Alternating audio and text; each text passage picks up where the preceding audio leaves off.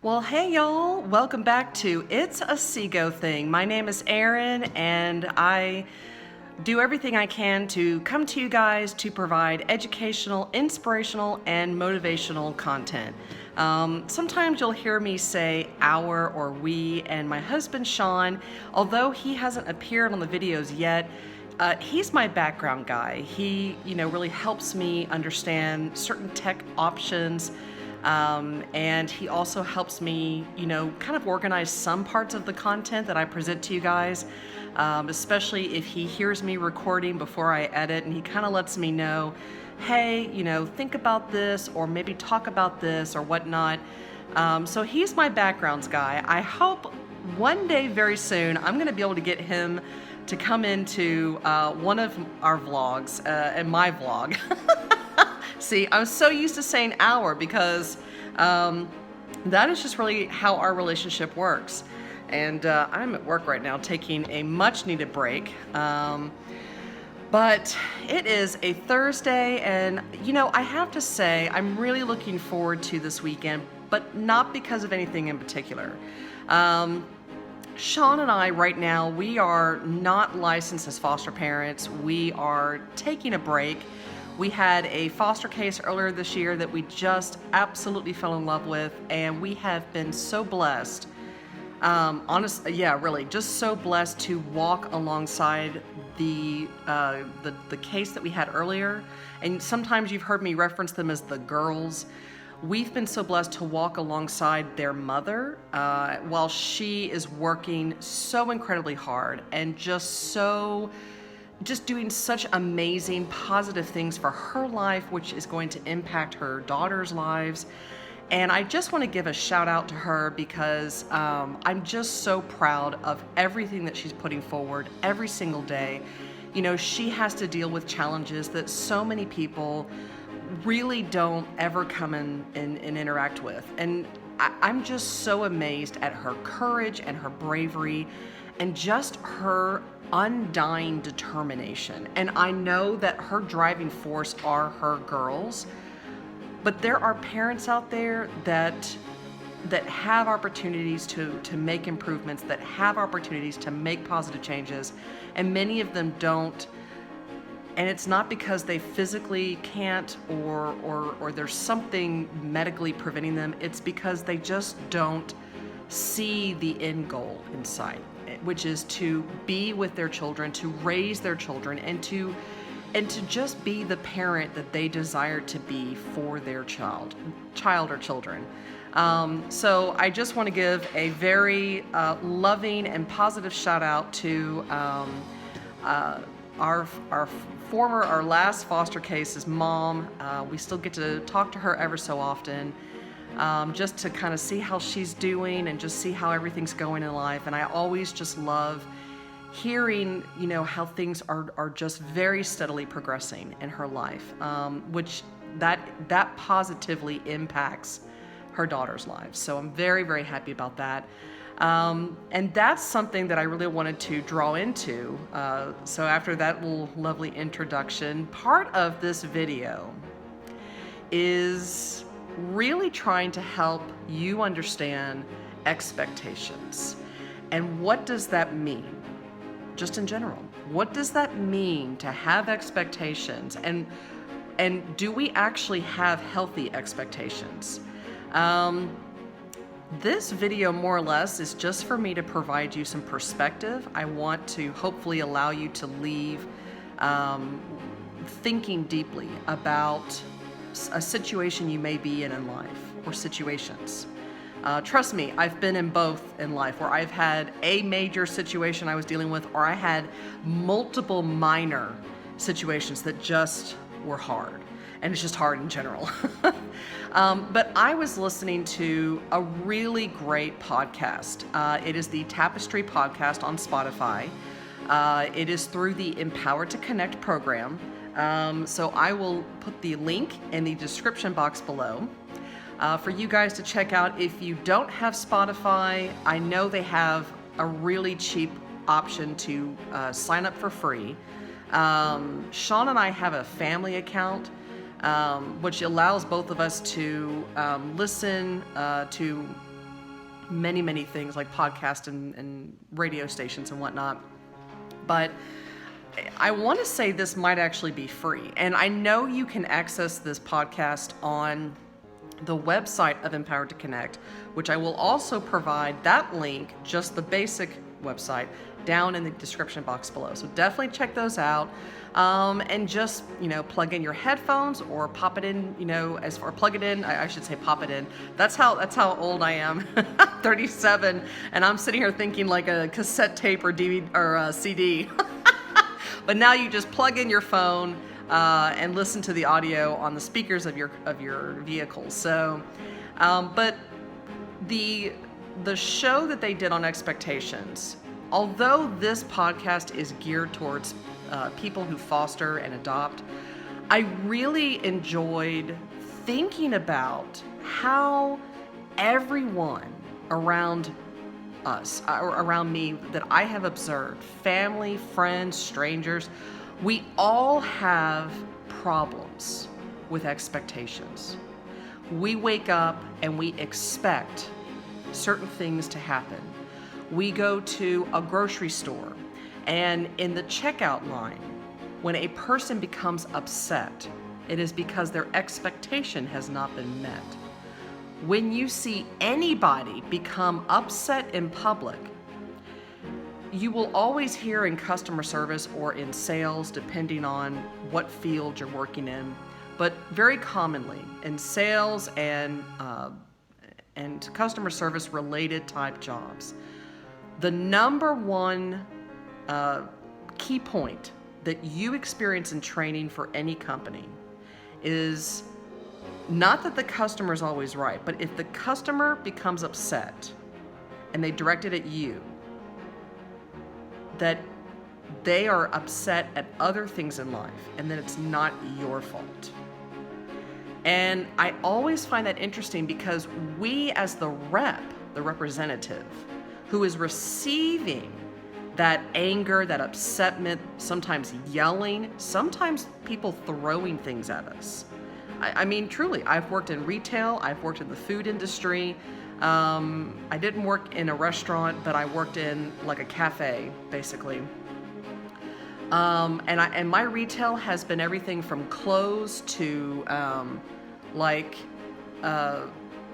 Hallmark, Target type stores. So, and this was all in my late teens to, I would say, very early 20s when I experienced all of this. And when you have that, it's so hard to not take that personally. It really is. What we have to remember when you see someone angry on the road, when you see someone angry in public, one of the first things I'm thinking of is what expectation was not met for them. I do also ask, I would say simultaneously, what's their issue? What challenge or problem are they struggling with in life? But I often wonder, for any person, what expectation wasn't met? Why are they upset? Because they're upset and they're reacting. So obviously an expectation was not met. And this really can go into line with us raising our kids. Whether you are raising your own biological children, whether you have your own biological children and you're fostering or you have adopted, or perhaps you're like Sean and I, you do not have children of your own, but you're fostering and in hopes to adopt, or you're just fostering. Either way, however a child is in your life, what expectations have you observed yourself having? And you know what's interesting about that? Many of us have not taken the time to pause and reflect and wonder and ask ourselves, why am I getting upset with this child? Why is this child upsetting me right now? What was my expectation subconsciously way back here that I wasn't consciously up here aware of? And I know from personal experience, and I will fully say that I didn't stop myself and instantly become calm in that moment. But later, when I would reconnect with the child and I would apologize to the child, or the child would apologize to me, or sometimes we apologize to each other. And I think I would have to save that as a whole nother video, because when you connect and reconnect in a broken situation, and I consider broken situations when you are in that all out argument, the child is yelling at you, sometimes you raise your voice at the child, and I mean, and it just happens, you know. And if you've got very young children right now, maybe that hasn't happened just yet, but there will be a moment where it just happens. And that doesn't mean that you're a terrible parent. That doesn't mean that, you know, you're doing something terribly wrong. It's just oftentimes we just react in an instant. It just happens. But there were times where I would come back and I would, because after I had a little bit of time, cool down time to think about it, I realized to myself, I was upset with this child because he or she was not acting the way I thought he or she should, or they were not doing what I thought he or she should. And that's when I realized, wait a minute, that's an expectation on my part. So it's not, what I'm not saying is, I'm not saying you shouldn't have expectations. What I am saying is our expectations should be more realistic, especially if we are raising a child that may have a challenge. And that doesn't mean that they're medically fragile. That does not mean that they have a learning difference. That may just mean that they may be much more sensitive, much more stubborn than, say, the other child in your home or other children you may know through friends and family. Either way, when we meet a child or when we meet someone else that we know where they're at, family member, a friend, a coworker, when you meet someone where they're at and you understand, if I'm getting upset, that doesn't mean that that's wrong that you're feeling upset, but that may be a sign for you. In fact, consider that a flag for you to ask yourself, what am I expecting from this person? And is this person capable of providing me or giving me what I'm expecting from them? That's where communication really comes into power here. When you are fully communicating yourself or clarifying with the opposite party, trying to make sure, are they receiving you and your information, your request, the same way you're speaking it, you're giving it? If there is a miscommunication or a disconnect in that communication, then there are going to be there's going to be a lot of missed expectations. There's going to be like a lot of expectations missed. There's going to be a lot of upsetment because an expectation is not being met. So, you know, to kind of help you guys exit this video, think about, as you get into a situation, whether it's with your child, a family, a friend, coworker, anybody that you interact with at any age.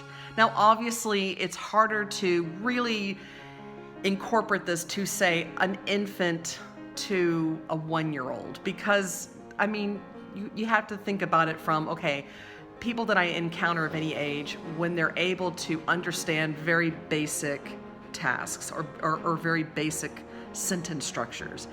And I would say 2 to 3 years old is roughly a good way of starting with kids, where they can understand simple one word type things. But evaluate yourself and understand, if you're dealing with a situation right now, whether it's personal or at work, ask yourself, are my expectations unrealistic? Is the person I'm expecting something from, can they actually provide that? Or is there an issue I'm not aware of? Let me communicate myself. Let me find out where they're at. How do I meet them where they're at?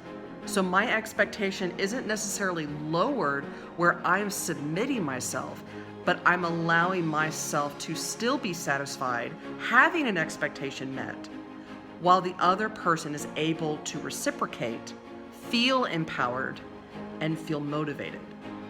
So that is kind of a thought for the day, and I hope it helps. If you enjoyed this video, please give it a thumbs up, a good like, which I always love.